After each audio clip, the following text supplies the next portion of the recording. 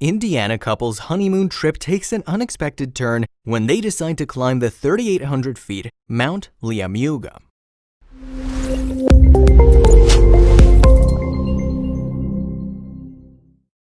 One of the purest forms of love is the one we developed when we're in our growing years.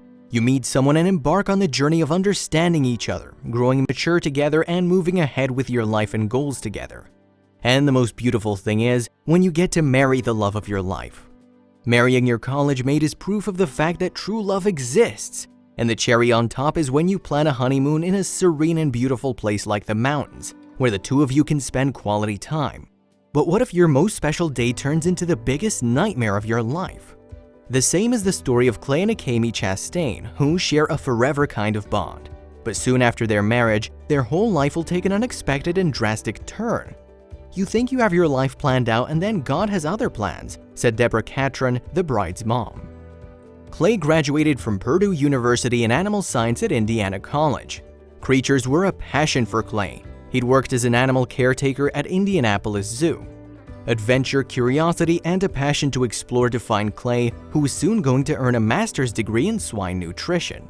Akemi had been a marketing and management student, an altogether different stream from what Clay had been, and the two met each other because of being in the same university. They both fell for each other immediately after meeting and have been together ever since their graduation. In January of 2019, the two decided to take their relationship to the next level. Clay planned a pretty magical setup and got down on one knee to propose to the girl he decided and wanted to spend the rest of his life with. Akemi shared the exciting news that month with everyone. She posted it on her social media account on Facebook. "Looks like I got me a gem, and the ring's pretty nice too," she wrote on her Facebook account, referring to her fiancé and her engagement ring. No sooner had Clay proposed to Akemi than they decided upon a date to tie the knot and be together officially and forever. July 13th, 2019 was finalized for the wedding, and since time was very little, preparations started fast. Who would have thought their wedding would change everything for them forever? The first thing to be finalized was the venue. After many discussions, Akemi and Clay decided upon Crawfordsville, Indiana, as the perfect place for their fairy tale wedding, remembered by everyone. July 13th finally arrived, and Akemi and Clay were all ready for the most special day of their lives. The bride and the groom were happy to finally be together forever. The wedding was indeed magical, but the bride and groom's smile was soon going to vanish. After their wedding, Clay and Akemi set up for their honeymoon in West Indian island, St. Kitts. They were to travel 2,000 miles away to be on their first vacation as husband and wife. But this vacation would soon be the worst ever. St. Kitts is one of the most beautiful places for a vacation. It's home to a lot of beaches which are surrounded by mountains where people can even go for hiking. There's everything in St. Kitts that a person can imagine while making their to-do list. Since Clay was adventurous, he decided that while on the honeymoon, he'd also go on a trek to the famous Mount Liamuiga. Although Akemi was scared of heights, she decided to accompany her husband on the trek.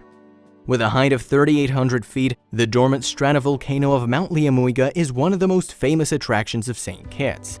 And if you reach the summit of Liamuiga, you can witness the jaw-dropping scene of the Caribbean Sea and the surrounding islands. So, Clay and Akemi decided to take the 2-mile trek up Mount Liamuiga. They took a lot of pictures which they uploaded to their social media, and they were worth seeing, where the couple looked so in love and happy with each other, with the beautiful scenery all around them. The trek was not going to be easy, but the only thought that disturbed the couple was Akemi's fear of heights. There seemed to be no other barrier on their trek, but it was soon all going to fall apart, and the newlyweds wouldn't be able to handle it. Clay and Akemi started climbing the summit towards the dormant volcano on the island so they could have a clear and broad view of the green beauty that surrounded it, proving to be a breathtaking view. Akemi had somehow managed to put aside her fear and climb up to a certain height of the summit, but soon became uncomfortable and scared. The higher they reached, the scared she felt, and so Akemi said they should stay back and not go any further. Realizing Akemi's fear and discomfort, Clay supported her decision and decided he'd continue upwards by himself, alone, and climb to witness the volcano's crater and the mesmerizing view. After Clay went all by himself, Akemi started to have a very weird feeling, and her uneasiness seemed inexpressible. She was scared of heights, but this feeling was not that for sure. Was she afraid of being alone, or was it something ominous? Since Clay was an adventurous person, he didn't feel any kind of discomfort in climbing. He said, "We decided we're just gonna find a visitor center and find a tour guide." But when they went to the center, they couldn't find anybody. He added, "It was kind of the beginning of the trail, so we were just like, okay, we don't need a guide. We'll just go ahead and do it." In fear and discomfort, Akemi called up to her husband of 2 days and to check on him. She told CBS Miami, "I started getting this feeling, like a really bad feeling, that something really bad had happened. I started to call down the mountain and I asked, 'Hey Clay, are you okay? Is everything all right?'"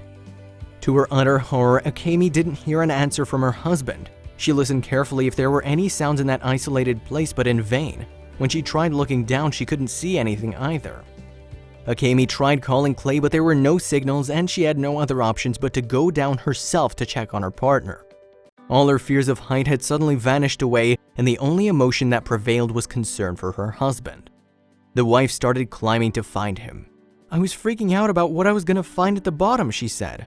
She reached 50 feet down, but Clay was nowhere to be seen, and Akemi kept on growing restless.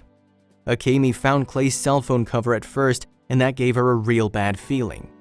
Then she saw his cell phone was broken, but Clay was still not seen anywhere. She kept shouting his name out loud in the hopes of finding him, but it all seemed to be of no use. After shouting at the top of her lungs, Akemi finally landed a clue. "I just listened really closely and I heard what sounded like Clay saying help, just really faintly," Akemi told Florida news station WSVN.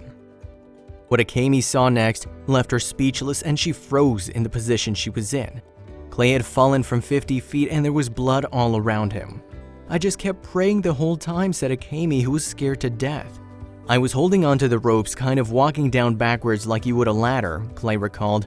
"Next thing I notice, I'm sitting on the ground with my head between my knees vomiting up blood, and there's blood all down my shirt. I think a rope snapped and I fell, but we're not entirely certain because I don't remember falling at all." There was no help that could be called for anywhere near the injured people. And to make things worse, there were no signals on the cell phones either. Akemi knew that they were entirely alone and she'd have to do something on her own. Akemi put in all her strength to save herself and her husband. She said, "I looked at him and said, we're going to have to climb out of here. So I had him holding onto the rope and I was telling him where exactly to put his feet, and I pushed from his butt to get back out of the crater." Akemi, who was herself just 100 pounds, hiked, pulling her husband alone with her, screaming for help all along. Clay, on the other hand, was barely conscious and was vomiting blood all through his way. Akemi kept telling Clay, "We're going to have to trust God and we're going to have to try really hard to stay awake. And I know you don't want to climb, but we have to do this and you have to listen to me. We're going to have to be strong and we're going to have to climb out of here." I was just coaching Clay and telling him about how proud I was. I was just like so happy that he was conscious, at least able to move even if he didn't know what was going on, and that he was able to lean upon me and still make his descent down, said Akemi. When they were finally halfway, call services returned and Akemi immediately called 911. Paramedics did arrive, but it took a while, and until then, the two had almost finished their descent and had reached the road. Clay was immediately taken to the hospital and underwent all sort of checkups and scans. The reports showed that he had a fractured skull and an almost broken vertebra, and this shattered the couple. The surprise came in when the doctor told him that the reports were all faulty. Clay had no severe injuries that would last forever. Instead, they were relatively minor. It was just a miracle he wasn't injured worse than that. It was incredible to me that he didn't have any broken bones. After going through such a big tragedy, the couple wanted to be back in their homeland, but the doctor said that with Clay's given condition, it wouldn't be advisable to take a commercial flight back home. Air had entered Clay's brain cavity, and the pressure that passengers experience while flying in a commercial flight was not considered fit for him. And so, thoughts of going back home became blurry for this Indiana couple. It wasn't just Clay that was injured though. Even Akemi had received a lot of minor injuries. She'd badly bruised her legs. Clay added of his wife, "One of her big toenails is about to fall off from pushing against the front of her shoe so much on the way down the mountain." A GoFundMe page was opened by Akemi's sister Sabrina, and the page raised $35,000 so that the newlyweds could reach back home. They could pay medical bills with this money and also get injured Clay to a hospital in Florida. The people on the GoFundMe page were more than generous to the couple. For instance, Sue and Craig Svensson wrote on the page, "Akemi, you've been a sweet friend and a big help to us since you were 14. We were thrilled to witness your sacred marriage vows and to celebrate with you just 1 week ago today. Kind people get kindness in return, someday or the other. You just need to be patient. Akemi and Clay are proof. Clay's buddy Kylie Randall said, "You are one of my favorite friends from growing up. I've always admired your zest for life and charisma for others," and Kylie donated his share too. Though Clay was adventurous, he'd never expected he'd end up with an accident as dangerous as this one, where he could have lost his life. Akemi, on the other hand, was already scared of adventures like this one, and this incident made her even more scared. But Clay and Akemi decided that they wouldn't let this incident stop their lives, and adventures would continue for them. One of Clay's friends said, "Sounds like your adventurous side had a rough day, but don't let that stop you two from more adventures and amazing memories in the future. Thank God you're okay, and your amazing new wife is so badass." Clay and Akemi finally reached Florida, where they were admitted to Broward Health Medical Center in Fort Lauderdale to further provide the couple with the best treatment for their conditions, respectively. The facility's Dr. Maxine Hamilton told of Clay's condition to CBS, saying, "Clay had a fracture at the base of his skull in the temporal bone. This is a very serious injury."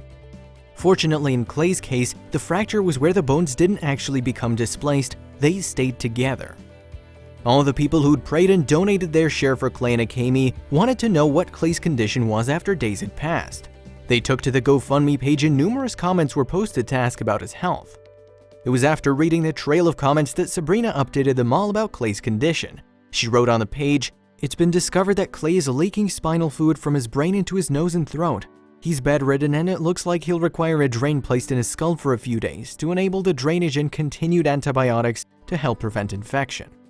After seeing the amount of people had donated for the couple, they were more than grateful. "We're just so thankful to everyone back home. All the support that we've received has been so overwhelming," Akemi said in her interview with CBS Miami. When the whole accident had taken place, one thought that continuously ran in Akemi's mind was that all of it was like a movie, and she continuously kept on praying that it turned out to be a movie and not reality. "An accident like ours is never something that you think would ever happen to you. You read stories about crazy situations that happen to people and say, that would never happen to me. Now that it has, it's crazy to be the recipient of such love and support," Akemi said while talking to the Indianapolis Star on July 2019. The wedding vows that Clay and Akemi had taken actually came to life, and both of them stood on their vows and supported each other in difficult times, without having any second thoughts or doubts about their own safety.